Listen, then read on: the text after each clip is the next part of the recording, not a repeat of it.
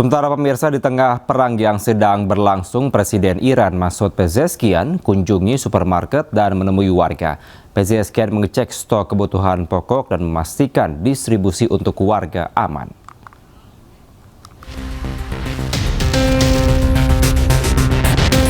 Presiden Iran Masoud Pezeshkian mengunjungi supermarket di Teheran bersama gubernur kota tersebut Mohammad Sadegh Motamedian. Presiden berkeliling toko dan sempat berbincang dengan sejumlah karyawan.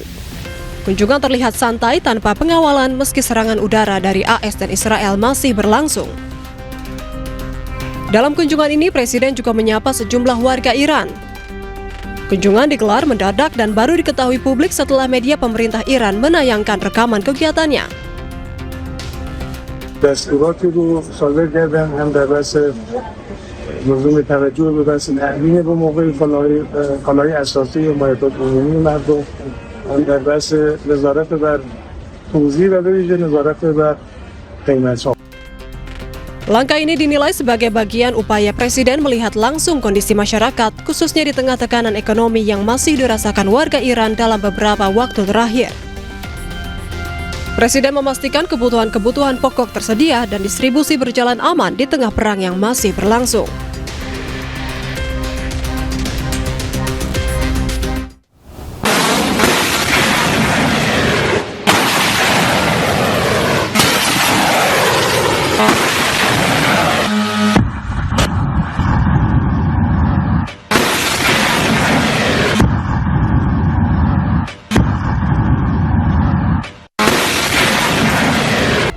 Korps Garda Revolusi Iran mengumumkan berhasil menembak jatuh drone MQ-9 Amerika Serikat dan merusak jet tempur F-16.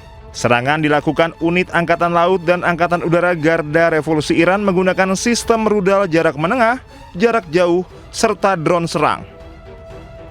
Iran juga mengirim pesawat tempur dan drone untuk menyerang titik peluncuran rudal Israel.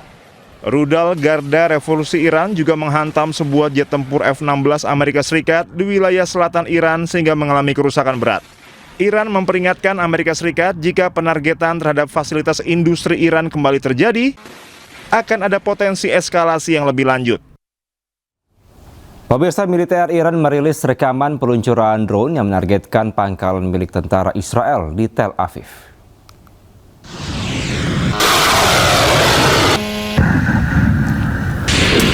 Inilah detik-detik saat drone Iran diluncurkan ke wilayah Zionis Israel dan pangkalan militer Amerika Serikat. Namun tanggal dan lokasi rekaman tidak dapat diverifikasi. Sebagai tanggapan, militer Israel umumkan deteksi rudal yang diluncurkan dari Iran menuju wilayah negara Zionis. Amerika Serikat dan Israel melancarkan agresi militer ilegal terhadap Iran pada 28 Februari. Teheran membalas dengan serangan terhadap Israel dan pangkalan militer Amerika Serikat di kawasan Teluk. Memasuki minggu keempat, Israel dan Hizbullah di Lebanon juga saling melancarkan serangan lintas perbatasan.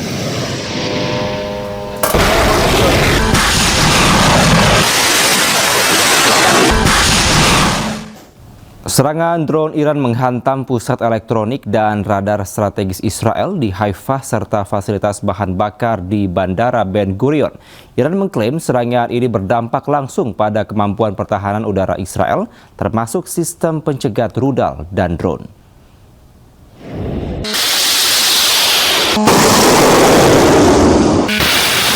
Tentara Iran mengumumkan telah melancarkan serangan drone terhadap sejumlah target strategis milik Israel termasuk pusat peperangan elektronik dan radar di Haifa. Dalam pernyataan resminya, Iran menyebut fasilitas yang menjadi sasaran merupakan bagian dari kelompok kedirgantaraan Israel termasuk pusat teknologi milik Elta yang dikenal sebagai salah satu pilar penting dalam sistem pertahanan elektronik Israel.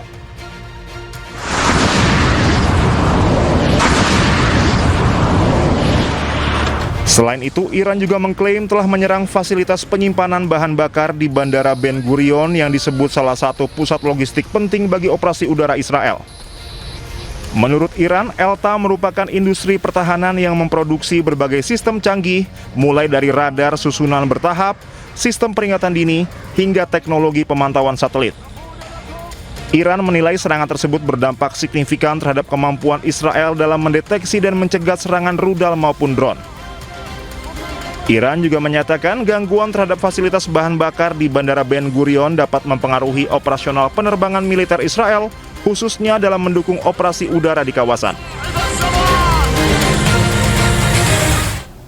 Serangan rudal klaster Iran mewarnai langit di tepi barat dan sejumlah kawasan lainnya.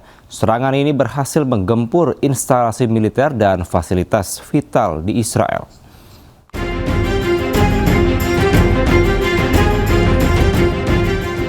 Sejumlah rudal Iran melesat dan membelah langit Beit Rima sebelah utara Ramallah di tepi barat.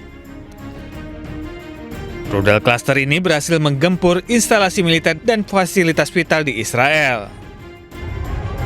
Korps Garda Revolusi Islam mengumumkan peluncuran gelombang ke-83 dan 84 rudal dan drone yang menargetkan wilayah Israel dan pangkalan militer Amerika Serikat di Teluk.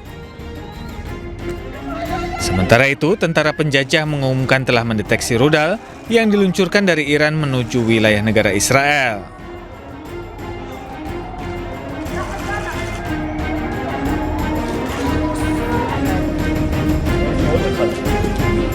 Sementara itu, langit malam di wilayah selatan Israel dipenuhi kilatan cahaya dari rudal klaster yang diluncurkan oleh Iran.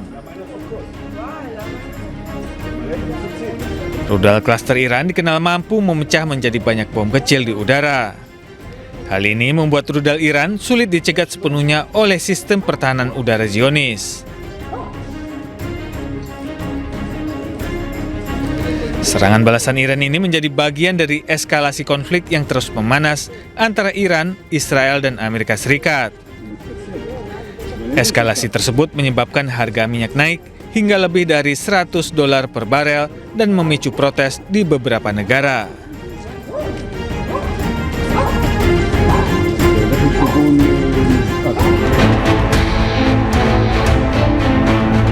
Sebaliknya, pesawat tanpa awak milik Hizbullah mengincar tank-tank milik Israel. Sasaran dengan target tank Israel dirilis oleh kelompok Hizbullah pada Kamis waktu setempat. Serangan Hizbullah hancurkan beberapa tank lapis baja Israel terjadi di kota Taibeh, Lebanon Selatan.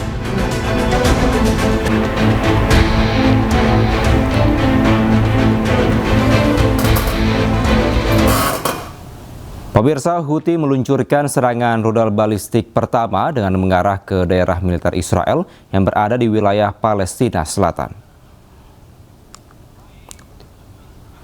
Kelompok Houthi melakukan intervensi militer langsung dalam konflik Timur Tengah dengan melakukan serangan ke Israel pada Sabtu waktu setempat.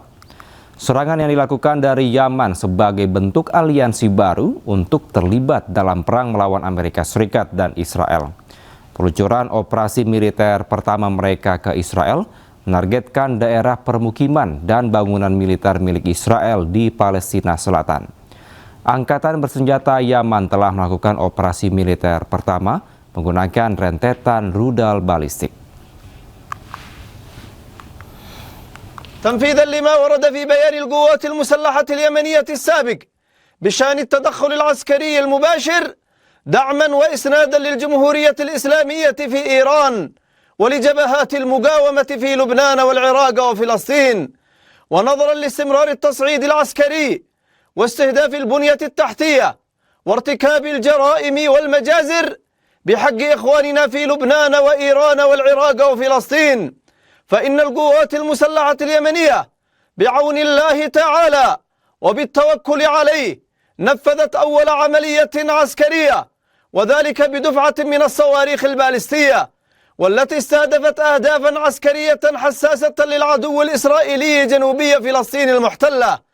وقد جاءت هذه العملية تزامنا مع العمليات البطولية التي ينفذها الإخوة المجاهدون في إيران وحزب الله في لبنان، وقد حققت العملية أهدافها بنجاح بفضل الله. عملياتنا بعون الله تعالى سوف تستمر حتى تتحقق الأهداف المعلنة وكما جاء في البيان السابق للقوات المسلحة، وحتى يتوقف العدوان على كافة Pemirsa, serangan rudal dan drone Iran memporak-porandakan Tel Aviv dan sejumlah wilayah lainnya. Tim penyelamat Zionis langsung evakuasi korban ke rumah sakit terdekat.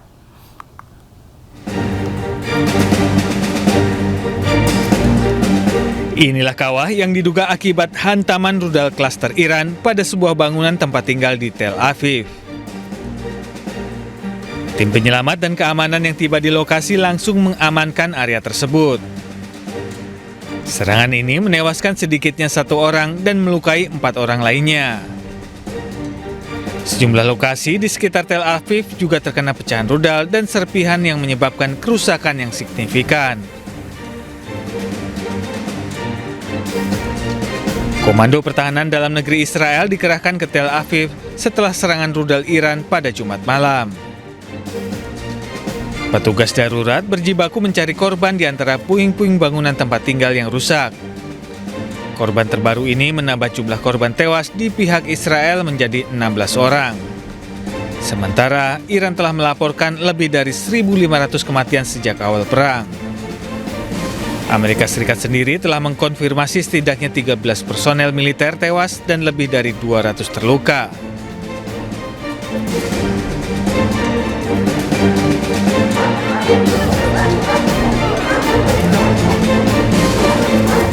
Seorang pria yang berusia 52 tahun yang tidak berada di dalam bunker tewas akibat serpihan roket. Komandan kantor polisi Lev di Tel Aviv, Rotem Faskar, mengklaim bahwa pecahan tersebut berasal dari bom tandan yang menghantam jalan. אנחנו בשלב הזה לא יודעים להגיד מה הנסיבות, אנחנו כמובן בודקים אותם, אנחנו יודעים להגיד מה הוביל לפגיעה, מעבר לזה לא. אנחנו למעשה נמצאים בזירה שכבר הייתה זירה בעברה. נכון, אבל כמו שאמרתי בהתחלה, מדובר בפצצת מצרר, אנחנו מבינים שרמת הדיוק שלה היא לא באמת רמת דיוק שאפשר להסיק ממנה משהו, אבל נכון, זירה שהיינו בה, באופן טבעי מרכזי הערים הם יעד אטרקטיבי לפגיעה, ומרכז העיר תל אביב הוא באופן טבעי אחד כזה. Ketegangan meningkat di seluruh Timur Tengah sejak Amerika Serikat dan Israel melancarkan agresi militer ilegal terhadap Iran pada 28 Februari lalu. Ironisnya, agresi militer ini berlangsung di tengah pembicaraan diplomatik yang bertujuan untuk membatasi program nuklir dan rudal Iran. Sementara pemirsa, di tengah perang yang sedang berlangsung, Presiden Iran Masoud Pezeshkian kunjungi supermarket dan menemui warga. Pezeshkian mengecek stok kebutuhan pokok dan memastikan distribusi untuk warga aman.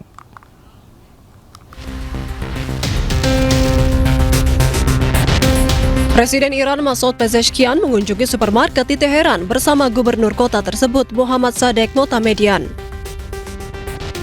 Presiden berkeliling toko dan sempat berbincang dengan sejumlah karyawan. Kunjungan terlihat santai tanpa pengawalan meski serangan udara dari AS dan Israel masih berlangsung. Dalam kunjungan ini, Presiden juga menyapa sejumlah warga Iran. Kunjungan digelar mendadak dan baru diketahui publik setelah media pemerintah Iran menayangkan rekaman kegiatannya. دستوراتی رو صادر کردن هم در بحث لزوم توجه به بحث تأمین به موقع کالاهای اساسی و مایحتاج عمومی مردم، هم در بحث نظارت بر توزیع و به ویژه نظارت بر قیمت‌ها. Langkah ini dinilai sebagai bagian upaya Presiden melihat langsung kondisi masyarakat, khususnya di tengah tekanan ekonomi yang masih dirasakan warga Iran dalam beberapa waktu terakhir. Presiden memastikan kebutuhan-kebutuhan pokok tersedia dan distribusi berjalan aman di tengah perang yang masih berlangsung.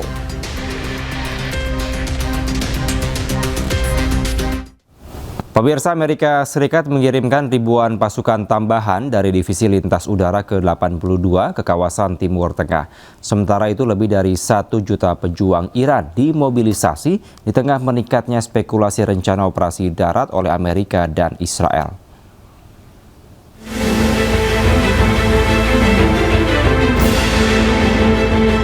Amerika Serikat mengirimkan tambahan sebanyak 3.000 hingga 4.000 pasukan tambahan dari Divisi Lintas Udara ke-82 ke kawasan Timur Tengah. Pasukan elit sebanyak 4.000 ini bermarkas di Fort Bragg, North Carolina, dikenal mampu melakukan operasi tempur termasuk serangan udara melalui penerjunan. Pihak militer Amerika Serikat menegaskan bahwa pengumuman resmi akan disampaikan oleh pihak Pentagon meski belum ada keterangan langsung untuk mengirim pasukan darat langsung ke wilayah Iran. Sebelumnya, Amerika Serikat telah mengirimkan ribuan marinir dan personel angkatan laut melalui kapal serbu amfibi USS Boxer beserta kelompok tempurnya. Diketahui pasukan Amerika Serikat di Timur Tengah diperkirakan telah mencapai 50.000 personel. Penguatan militer Amerika Serikat ini menjadi kesiapan untuk melanjutkan operasi di kawasan Timur Tengah.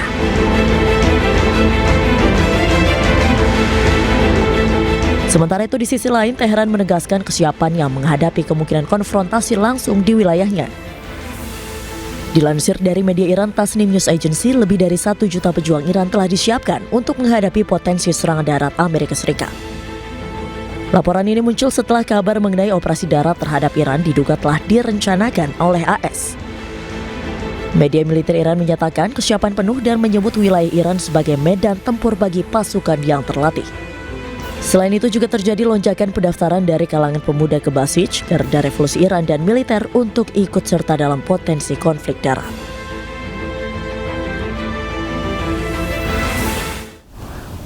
Pemirsa, IDF merilis video pesawat Angkatan Udara Israel dan pesawat KC-135AS yang berpartisipasi dalam pengisian bahan bakar di udara bersama selama misi yang menyerang Iran.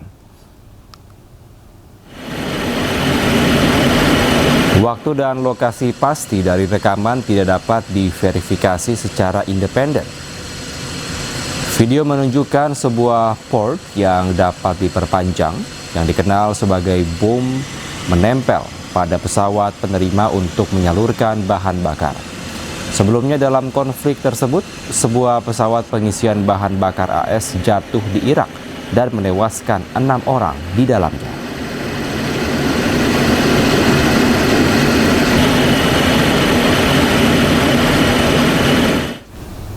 Pemirsa, Israel kembali menghantam Lebanon di bagian selatan pada hari Kamis kemarin. Lebih dari 1.000 orang tewas dalam serangan udara tersebut.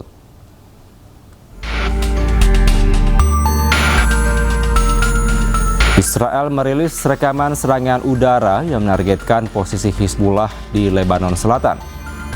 Sekitar 200 infrastruktur yang diduga sebagai fasilitas Hizbullah hancur. Otoritas Lebanon melaporkan sedikitnya 1.094 orang tewas dalam serangan tersebut. Kemudian lebih dari 3.000 lainnya luka-luka.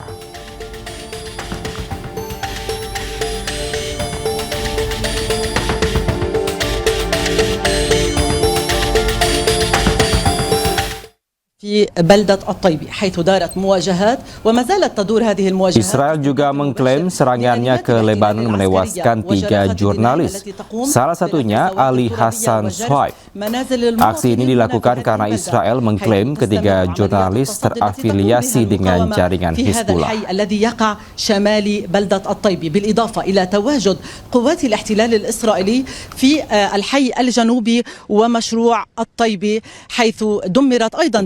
אנחנו שוללים עוד ועוד יכולות שמאיימות על ביטחון ישראל. בלבנון, כוחות פיקוד הצפון בהובלת מפקד הפיקוד תוקפים ומביאים להישגים רבים. כוחות צה"ל מתמרנים בדרום לבנון ומעמיקים את מרחב ההגנה הקדמי. שליטה במרחב הזה מונעת ירי ישיר על היישובים. לשם כך אנחנו פועלים כרגע. לצד הפעולות האלו, אנחנו כל הזמן מתמקדים בפגיעה ביכולות שיגור הירי לעבר ישראל.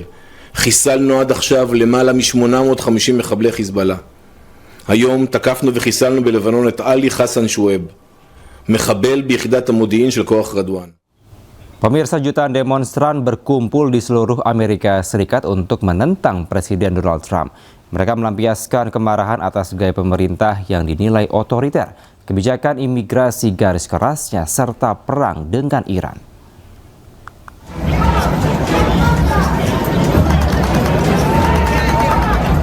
Aksi demonstrasi besar-besaran di seluruh Amerika Serikat berlangsung pada Sabtu waktu setempat. Setidaknya 8 juta orang berkumpul di lebih dari 3.000 acara di seluruh 50 negara bagian Amerika Serikat, baik di kota besar hingga kota-kota kecil. Ini adalah kali ketiga dalam kurang dari setahun warga Amerika Serikat turun ke jalan sebagai bagian dari gerakan akar rumput yang disebut No Kings. Mereka melampiaskan kemarahan atas gaya pemerintahan Presiden Donald Trump yang dinilai otoriter, kebijakan imigrasi garis kerasnya, serta perang dengan Iran.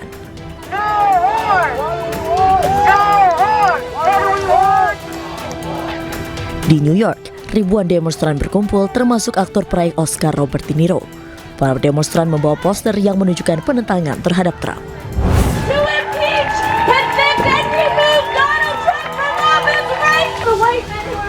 Sementara itu ratusan orang bergabung dalam unjuk rasa nasional No Kings di luar Gedung Putih di Washington DC.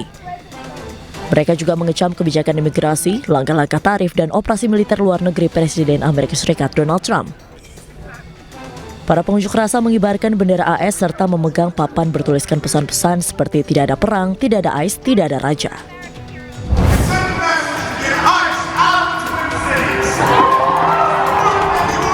Aksi serupa juga terjadi di Minneapolis. Ribuan demonstran berpawai di Minneapolis sambil membawa poster dan spanduk bertuliskan tidak ada raja, inilah wujud demokrasi dan lain-lain sebelum menuju ke gedung Capitol, negara bagian Minnesota. Para pengunjuk rasa mengatakan bahwa pemerintahan Trump telah membawa negara itu di bawah kendali dan penindasan. Mereka juga menyatakan solidaritas dengan para migran dan warga sipil yang terkena dampak operasi militer Amerika Serikat dan Israel di Iran. Sementara ratusan warga Yahudi anti-Zionis menggelar demo di Yerusalem. Mereka mengutuk Israel menghentikan perang dengan Iran.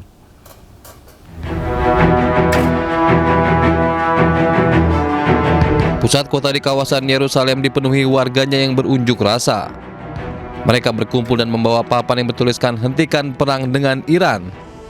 Warga menuntut pemerintah Israel dapat menghentikan perang, di mana perang mengakibatkan Iran membombardir balik dan menewaskan sejumlah warga Israel. This was a war that was unnecessary to start. This was something that Israel and the states started, and I still hope that we can put an end to this. It was very unnecessary. I think we can see the trajectory of the war for economic reasons, but also because people are dying. It's very not viable, and I don't think there's any clear motivation that's been, or goal that's been mentioned for this war, and I think the people are fed up, and it's not a worth it war. I'm here to demonstrate against the war. I'm here to demonstrate against the Prime Minister Benjamin Netanyahu, and to end this war immediately. Diketahui pasca Israel menyerang Iran pada 28 Februari lalu, sejumlah misil balasan dikirimkan Iran ke Tel Aviv dan sekitarnya. Masyarakat Israel pun merasakan dampak kerusakan yang cukup parah di kawasannya. Penutupan Selat Hormuz berkepanjangan berdampak pada konsekuensi buruk terjadinya krisis energi di berbagai negara. Iran sebelumnya pernah umumkan bahwa Selat Hormuz tidak pernah ditutup. Hanya kapal tanker milik Amerika dan Israel serta sekutunya yang tidak diizinkan melintas.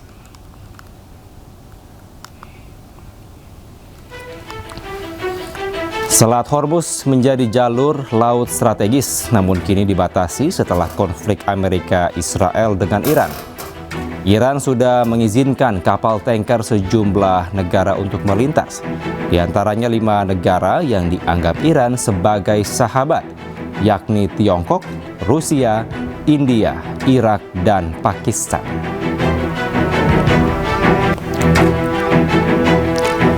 Kapal tanker 5 negara yang bisa melintas Selat Hormuz ini sebelumnya berada dekat perairan Iran.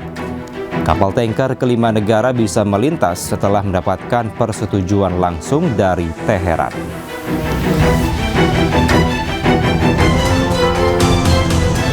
Dilansir melalui akun Konsulat Jenderal Iran di Mumbai, Menteri Luar Negeri Iran Abbas Araghchi umumkan daftar 5 negara yang masuk daftar sahabat Iran. Iran menyebut Selat Hormuz tidak pernah ditutup. Hanya Amerika dan Israel beserta sekutunya yang tidak diizinkan melintas.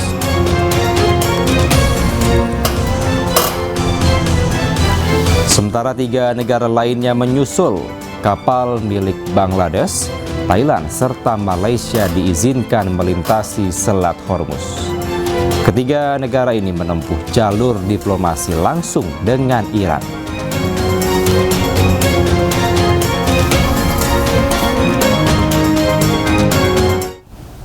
Sementara kapal tanker milik Indonesia sempat tertahan di Selat Hormuz, namun setelah berkomunikasi dengan pihak Iran, kapal Indonesia mendapatkan lampu hijau untuk melintas.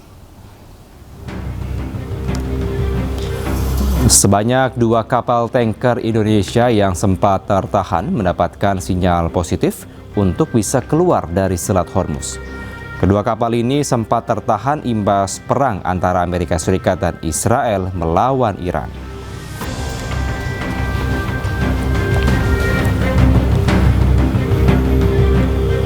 Juru bicara Kementerian Luar Negeri Yvonne Mewengkang menyebut Iran memberikan respons positif terkait keamanan dua kapal Indonesia.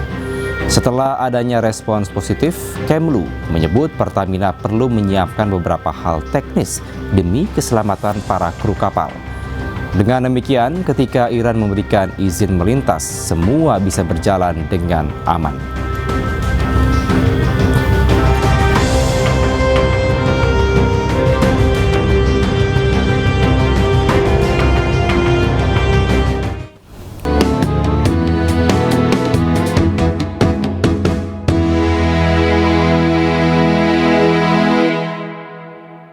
Anda masih di News Malam pemirsa. Arus lalu lintas di persimpangan BCP yang menjadi pertemuan arus dari arah Jakarta menuju Jalan Kalimalang Pantura dan juga sebaliknya terpantau lengang. Jalur arteri Kalimalang yang biasanya menjadi titik kepadatan hingga saat ini masih cenderung lengang dan kondusif. Arus kendaraan didominasi oleh pemudik roda 2 yang kembali dari kampung halaman di Jawa Tengah. Meski volume kendaraan alami peningkatan dibandingkan hari biasa, namun tidak terlihat adanya antrean panjang pada lampu lalu lintas di titik krusial. Petugas gabungan tetap disiagakan di pospol pelayanan BCP untuk memastikan kelancaran pemudik yang hendak masuk kembali ke wilayah ibu kota. Para pengendara diimbau untuk tetap berhati-hati mengingat kondisi fisik yang mungkin mulai lelah setelah menempuh perjalanan jauh.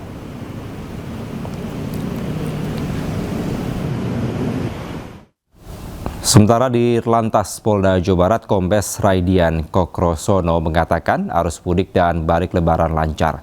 Bahkan angka kecelakaan pun menurun dibandingkan tahun sebelumnya. Untuk arus mudik tahun ini gimana? Ya, alhamdulillah selama operasi ketupat di tahun 2026 kami bisa sampaikan datanya. Ini banyak hasil yang baik sesuai dengan catatan kami. Yang pertama, jumlah kejadian di tahun 2026 ada 93 kejadian laka lantas. Dibanding 2025 ada 383 kejadian. Ini menurun 76%. Kemudian dari fatalitas juga menurun. Tahun ini ada 13 yang meninggal dunia di tahun ini. Kemudian di tahun lalu perbandingannya 121 orang meninggal dunia. Artinya menurun kurang lebih 89%. Untuk luka berat, tahun ini yang terjadi adalah 34 orang luka berat. Di tahun lalu perbandingan 63 orang luka berat. Ini menurun kurang lebih 46%. Untuk luka ringan, di tahun ini 131 orang. Di tahun lalu ada 483 orang. Ini menurun 73%. Juga kerugian material menurun 55% dibanding tahun lalu. Dan pemirsa, untuk memantau situasi terkini arus balik lebaran 2026, kami telah terhubung dengan jurnalis iNews Selena Yahya di Jalan Raya Kalimalang, Bekasi, Jawa Barat. Selamat malam Selena, seperti apa arus balik lebaran di Jalan Raya Kalimalang saat ini? Ya, selamat malam Kevin dan juga pemirsa. Saat ini saya sedang berada di simpang perempatan Kalimalang, yang dimana ini merupakan arus dari arteri Kalimalang yang menuju ke arah Pantura dan begitu pun sebaliknya pemirsa. Yang dimana sejak pemantauan pukul 8 tadi memang terlihat cukup kondusif, mengingat hari ini adalah hari terakhir cuti lebaran, namun memang volume kendaraan ini terbilang cukup banyak yang mendatangi atau melalui titik di ruas jalan arteri Kalimalang. Namun memang tidak adanya kepadatan yang cukup signifikan dan tidak ada kepadatan di jumlah titik-titik yang krusial di arah sepanjang ruas arteri Kalimalang ini. Dan pemirsa, di sini juga ada pospol polisi yang dimana menghimbau agar para warga yang melakukan mudik arus balik agar tetap berhati-hati di jalan dan juga tetap menjaga kondisi agar tetap fit. Begitu, Kevin. Baik, terima kasih Selena atas laporan Anda langsung dari Jalan Raya Kalimalang, Bekasi, Jawa Barat. Selamat kembali bertugas. Pemirsa, ribuan calon penumpang kereta api tujuan Jakarta dan sekitarnya padati stasiun Cirebon, Jawa Barat. Kepadatan ini terjadi diduga karena waktu kedatangan kereta api yang nyaris bersamaan. Para pemudik ini sengaja datang 2 jam lebih awal dari jam keberangkatan agar tidak terlambat datang ke stasiun. Malam ini sekitar 8.000 penumpang siap diberangkatkan menuju sejumlah stasiun tujuan. PT KAI Daop 3 Cirebon pastikan tiket keberangkatan hingga Senin esok sudah ludes terjual. Sedangkan untuk tiket yang masih tersedia hanya ada pada tanggal 31 Maret dan 1 April mendatang.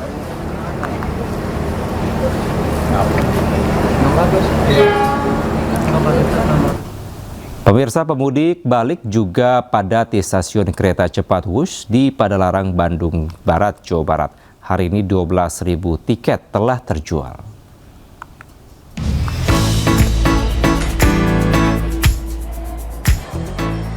Minggu siang antrian penumpang kereta cepat terlihat sejak pintu masuk stasiun kereta cepat Padalarang, Bandung Barat, Jawa Barat.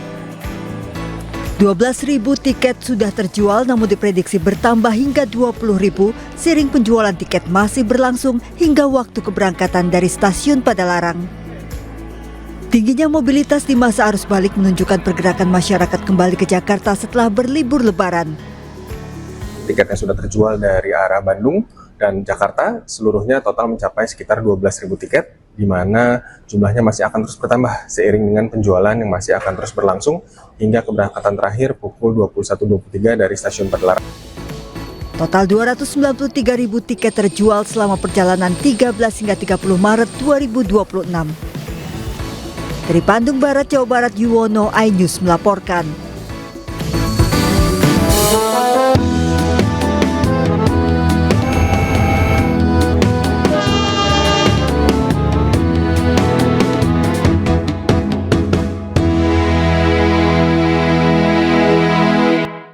Pemirsa, hari terakhir libur Lebaran, lonjakan kendaraan arus balik di ruas tol Purbalenyi KM 123 Kabupaten Bandung Barat arah Jakarta padat dengan ribuan kendaraan pemudik yang akan kembali ke Jakarta.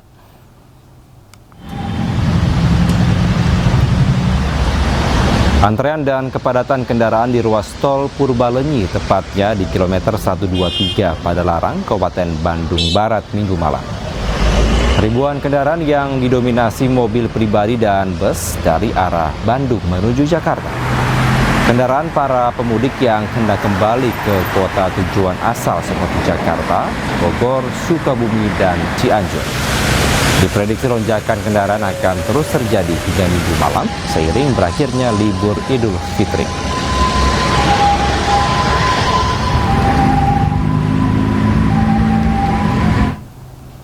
Sementara kepadatan penumpang terjadi di Bandara Soekarno-Hatta. Mereka kembali hari ini lantaran cuti libur Lebaran dan libur sekolah telah habis. Kepadatan kedatangan penumpang pesawat di Bandara Soekarno-Hatta, Tangerang mulai terjadi sejak pagi. Pengelolaan bandara mencatat terjadi tren peningkatan pada arus balik dengan jumlah 203.000 orang dan pergerakan pesawat sebanyak 1.206 penerbangan. Lonjakan penumpang akan terus meningkat seiring cuti libur Lebaran dan libur sekolah telah berakhir, sehingga para penumpang memilih kembali hari ini.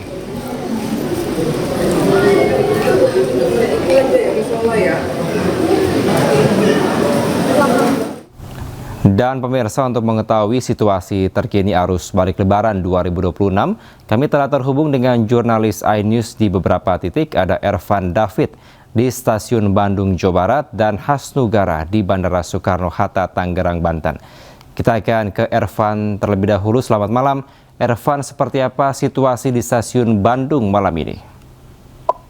Ya, selamat malam Kevin dan juga pemirsa. Di hari terakhir libur panjang Lebaran tahun 2026, ribuan penumpang terus memadati stasiun Bandung, dan dari data Humas Daob 2 Bandung tercatat ada 5.818 penumpang berangkat dari stasiun Bandung, dan ada 2.868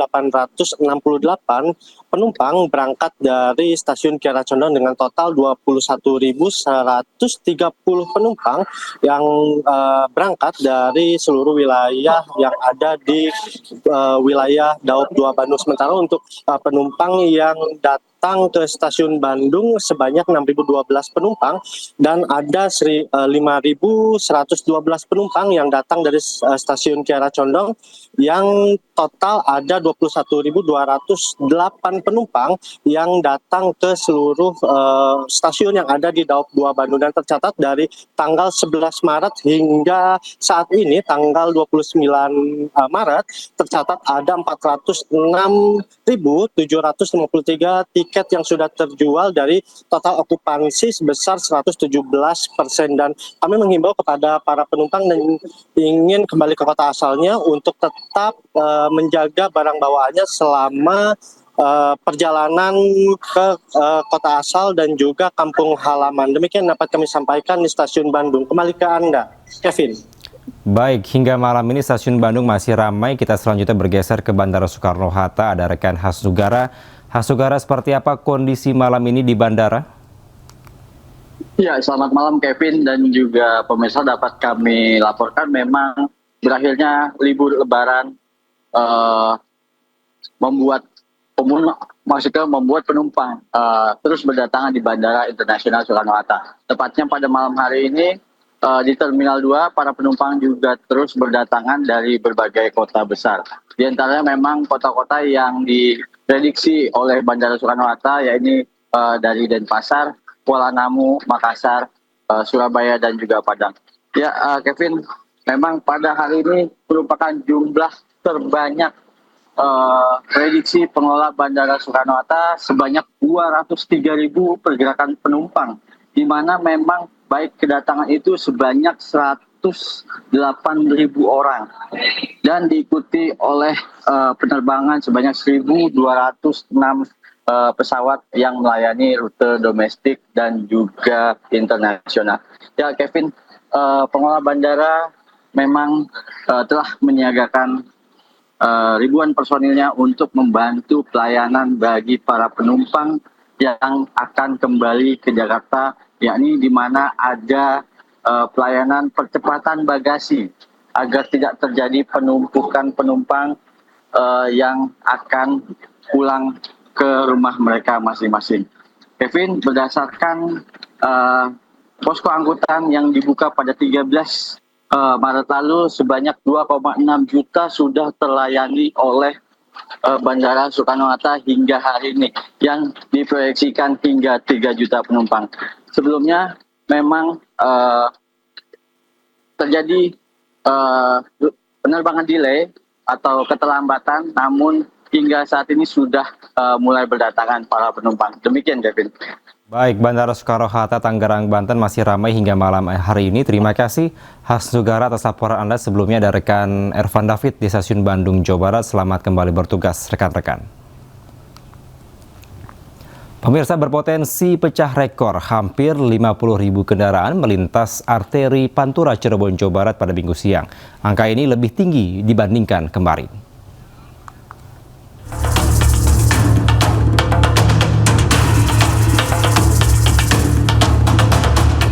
Sejak Minggu pagi, arus ribuan kendaraan terus memadati jalur Pantura Cirebon, Jawa Barat menuju Jakarta. Bahkan hingga Minggu siang, menurut traffic counting Dinas Perhubungan Cirebon, hampir 50.000 kendaraan tercatat melintasi arteri Pantura Cirebon. Namun serbuan kendaraan tidak menyebabkan kemacetan parah di sepanjang ruas Pantura jalur arus balik. Di sejumlah persimpangan, roda 2 dengan plat nomor Jabodetabek menyemut di antara roda 4 maupun kendaraan besar kembali ke perantauan. Ke Tangerang. Ini pulang sekarang mepet-mepet gini kenapa? Nanti hari Minggu. Biar libur lama juga. Iya, betul. Berapa hari kalau boleh tahu?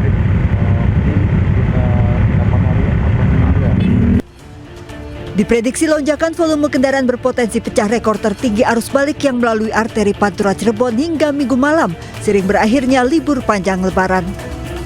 Dari Cirebon, Jawa Barat, Mahardika iNews melaporkan. Pemirsa, arus lalu lintas di jalur arteri Pantura Cirebon, Jawa Barat terpantau padat hingga mengular 3 km pada Minggu malam. Kepadatan terlihat dari arah Jawa mengarah ke Jakarta maupun dari arah sebaliknya. Sebanyak 87.000 kendaraan melintas di jalur Pantura Cirebon. Petugas pun terpaksa merekayasa sistem buka tutup. Di hari terakhir libur Lebaran, gelombang volume kendaraan roda 2 alami peningkatan signifikan. Sementara arus lalu lintas dari arah Jakarta yang akan menuju ke Pulau Jawa juga alami kemacetan cukup panjang akibat skema penerapan sistem satu arah atau one way di ruas tol.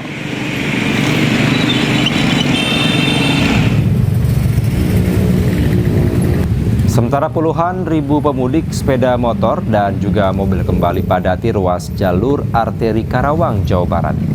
Tingginya volume kendaraan yang datang dari arah Trans Jawa menyebabkan kepadatan arus kendaraan hingga mencapai 10 km. Sejumlah titik kemacetan terparah terpantau di kawasan Kosambi, Klari, Karawang Timur hingga Terminal Klari. Untuk mengurai kepadatan, pihak Polres Karawang telah melakukan rekayasa lalu lintas dengan menutup sejumlah pertigaan.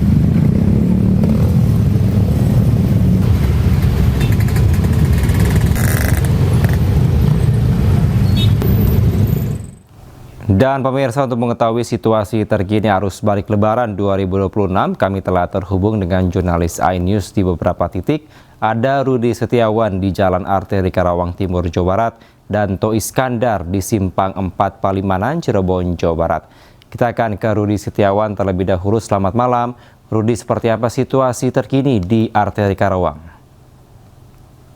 Ya, Kevin dan pemirsa, selamat malam. Kami informasikan untuk kondisi update terkini di ruas jalur arteri Kabupaten Karawang, Jawa Barat sampai malam ini masih dibanjiri atau dipadati oleh ribuan kendaraan roda 2 maupun kendaraan roda 4, di mana kondisi arus lalu lintas sejak pada pukul 12 siang sampai malam ini masih terus dibanjiri. Untuk kondisi terkini, selain kepadatan untuk di arus lalu lintas saat ini juga di lokasi juga diguyur hujan, dan ini kondisinya bergelombang secara bergantian kendaraan, puluhan ribu kendaraan yang memang datang dari berbagai daerah dari Trans Jawa seperti Cirebon dan juga Bandung dan Jawa Tengah maupun Jawa Timur, kendaraan yang sampai saat ini terus mengalir di jalur arteri Karawang, di mana pihak kepolisian dari Polres Karawang terus melakukan upaya untuk mengurai kemacetan yang berada di jalur arteri Karawang sendiri. Di mana saat ini saya berada tepatnya untuk di lokasi keluar pintu masuk akses gerbang tol Karawang Timur, di mana ini merupakan akses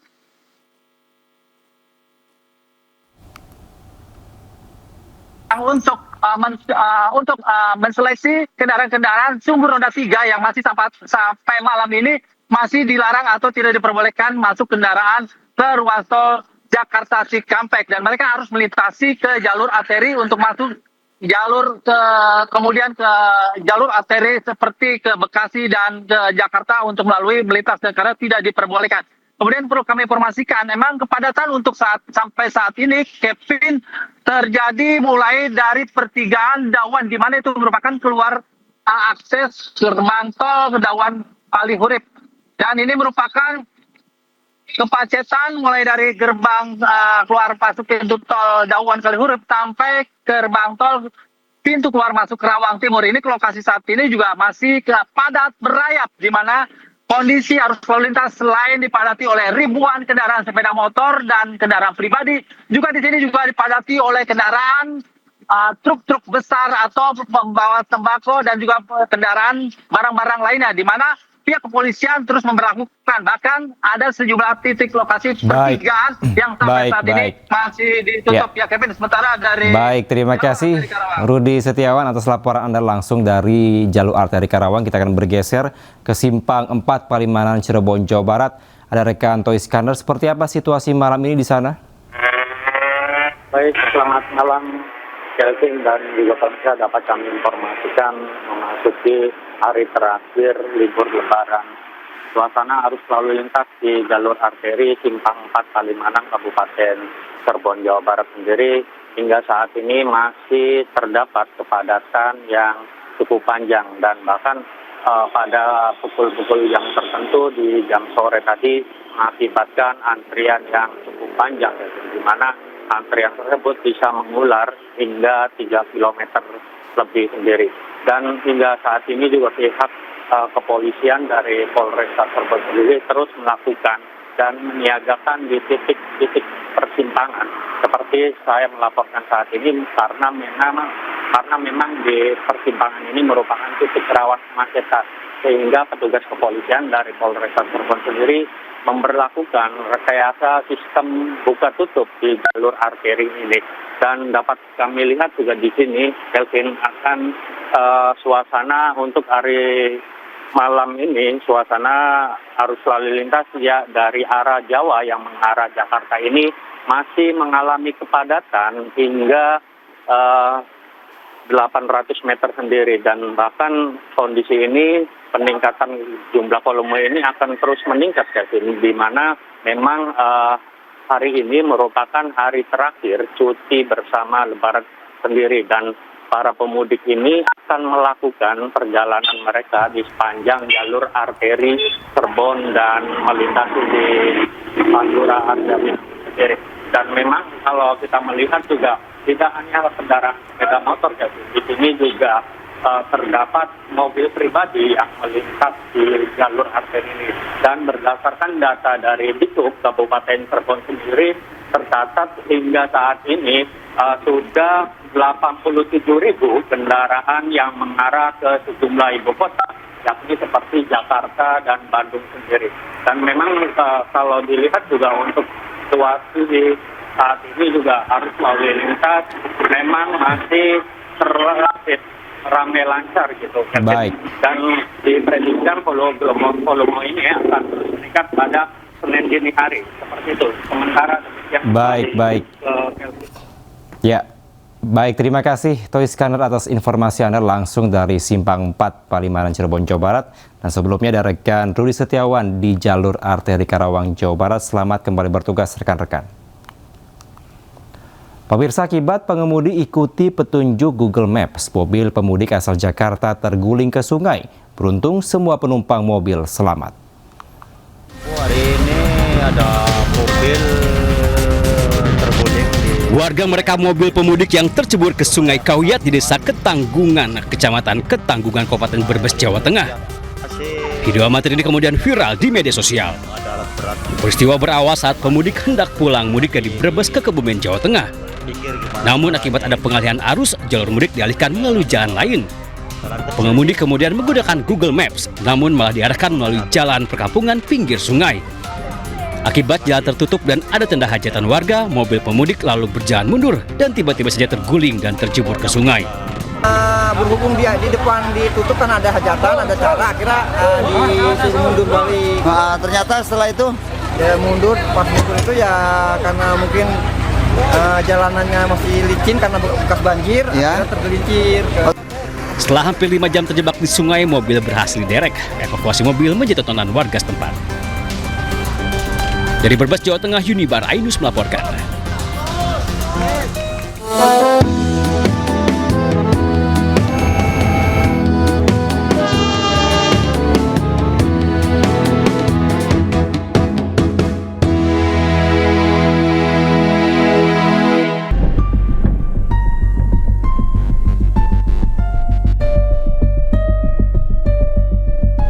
Kebakaran hebat melanda pabrik produksi plastik milik PT Unggul Karya Semesta di Kampung Jampang, Desa Wanaherang, Kabupaten Bogor, Jawa Barat, Minggu sore. Kepulan asap hitam pekat membumbung tinggi ke udara. Situasi di lokasi pun mencekam saat terdengar beberapa ledakan dari dalam pabrik yang terbakar.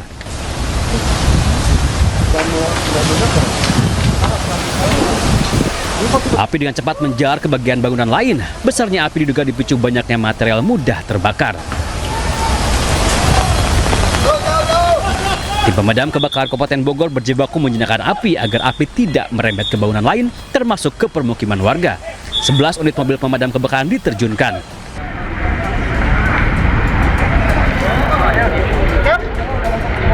Sejumlah karyawan yang berada di dalam pabrik berlarian menyelamatkan diri. Warga yang rumahnya berdekatan juga ikut panik, takut api menjalar ke rumah mereka.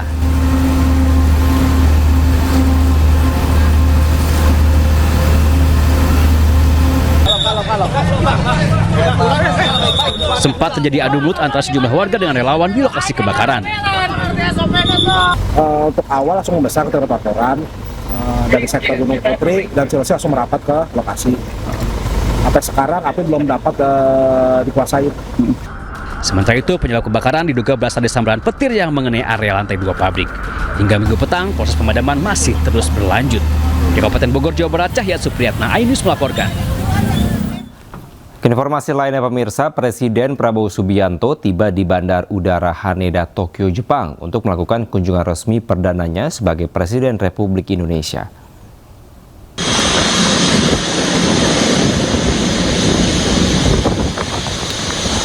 Pesawat Kepresidenan Indonesia 1 yang membawa Presiden Prabowo beserta rombongan tiba pada hari Minggu malam pukul 19.10 waktu setempat. Presiden disambut oleh Menteri Negara untuk Urusan Luar Negeri Jepang, Iwao Hori, Kepala Protokol Negara Jepang, Tadayuki Miyashinta. Sementara itu, Duta Besar Republik Indonesia untuk Jepang, Nur Mala Kartini Syahrir, dan Atas Pertahanan Republik Indonesia di Tokyo, Laksmateni Hidayatur Rahman, turut menyambut kedatangan Prabowo.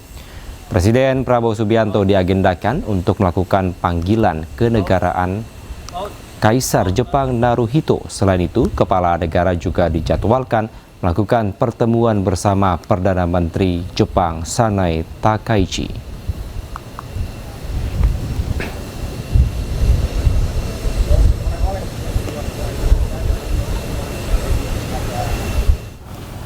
Sebelumnya pemirsa, Menteri Sekretaris Negara Prasetyo Hadi mengatakan pertemuan ini juga akan membahas sejumlah isu strategis mulai dari perdagangan hingga pendidikan.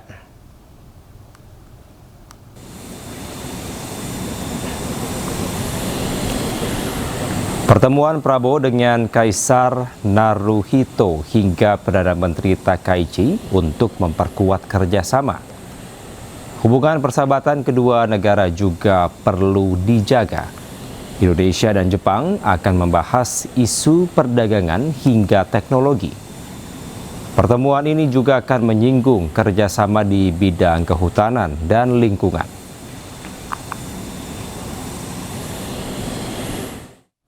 Berkenaan dengan agenda beliau, di Jepang beliau akan memenuhi undangan pertemuan dengan Kaisar Naruhito dan Perdana Menteri Jepang Takaichi. Tentu saja ini dalam rangka memperkuat kerjasama kedua negara yang telah berlangsung cukup lama, dan tentu saja Bapak Presiden akan berdiskusikan banyak hal strategis di berbagai bidang, terutama di bidang ekonomi, perdagangan, teknologi, dan tentu saja bidang pendidikan, dan berharap ke depan dapat ditingkatkan. Pemerintah putuskan MBG akan disalurkan hanya 5 hari dalam 1 pekan.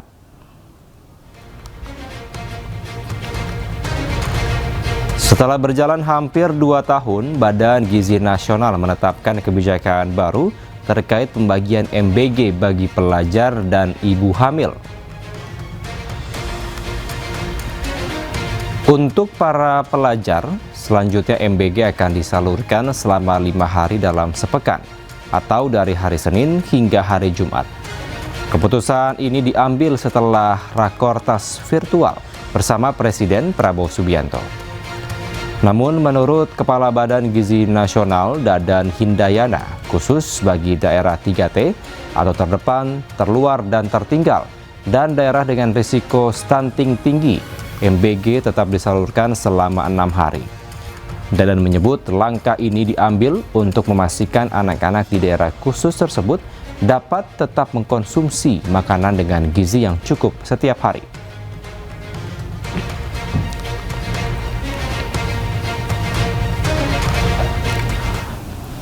Presiden Prabowo Subianto menggelar pesta rakyat di kawasan Monas, Jakarta. Dalam pesta rakyat bertema Istana untuk Rakyat, pemerintah menyiapkan puluhan ribu paket sembako hingga panggung hiburan.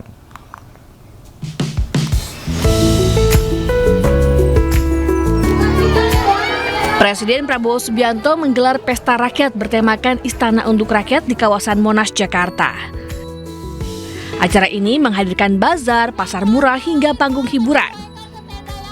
Kegiatan ini merupakan upaya pemerintah untuk berbagi kebahagiaan Idul Fitri, khususnya bagi warga yang tidak mudik maupun pemudik yang telah kembali ke Jakarta. Pemerintah menyiapkan 20.000 paket sembako guna memastikan pemerataan bagi masyarakat. Acara ini juga diharapkan bisa meningkatkan kinerja UMKM. Diharapkan semuanya masyarakat bisa merayakan Lebaran. Tadi kita berikan kupon 100.000 kupon, satu kupon itu Rp500.000. Jadi ada untuk sembako, ada juga untuk barang. Barangnya apa? Nah, sekalian juga untuk menghidupkan UMKM, pedagang-pedagang. Nah, dari ada pasar Tanah Abang, pasar Senen, pasar Ular, kemudian beberapa pasar lain se-Jabodetabek.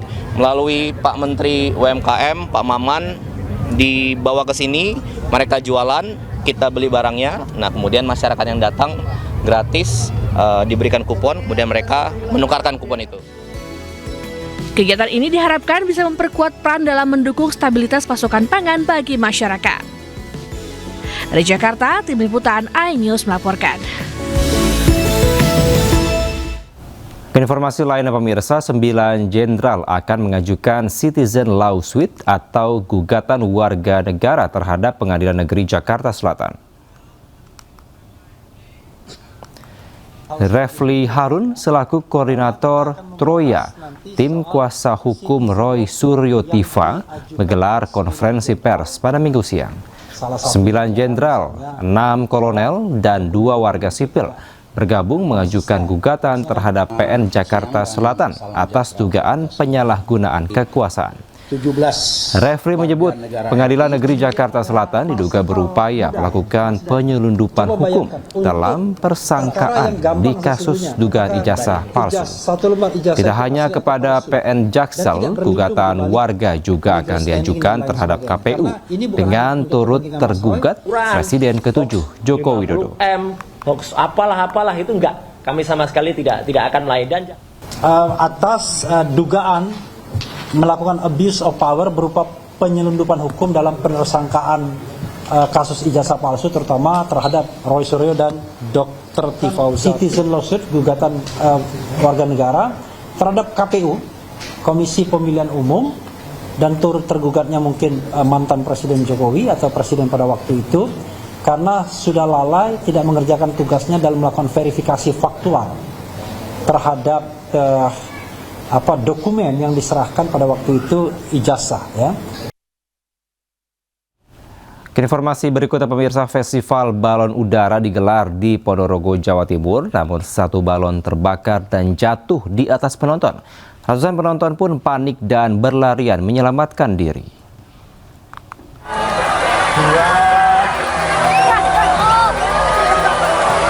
Balon bermotif berwarna orange ini tiba-tiba saja terbakar saat awal terbang. Tentu saja ratusan penonton panik dan berusaha menyelamatkan diri. Puing pecahan balon dan api berjatuhan dari udara ke atas kepala penonton. Penonton pun berlarian dan menyelamatkan diri. Satu balon lainnya yang berwarna hijau ini malah ikut terbakar akibat terkena percikan api. Balon pun gagal terbang. Beruntung tidak ada korban jiwa akibat kejadian ini. Peristiwa ini terjadi di kemeriahan saat digelarnya festival balon udara di Desa Japan, Ponorogo. 50 balon udara dari 50 kelompok ini akan memamerkan hasil kreasi balon udaranya di persawahan Desa Kadipaten Ponorogo. Ke-50 balon udara ini kesulitan terbang karena angin kencang. Sulit naik ini ya? Sulit naik ini macam melayakan diri kita. Ini angin sangat kuat ini. Jadi nggak bisa naik? Susah, naik susah. Festival ini digelar oleh Polres Ponorogo yang mencegah penerbangan balon udara tanpa awak yang meresahkan warga. Kita bertujuan untuk menyiapkan wadah bagi seluruh masyarakat Ponorogo.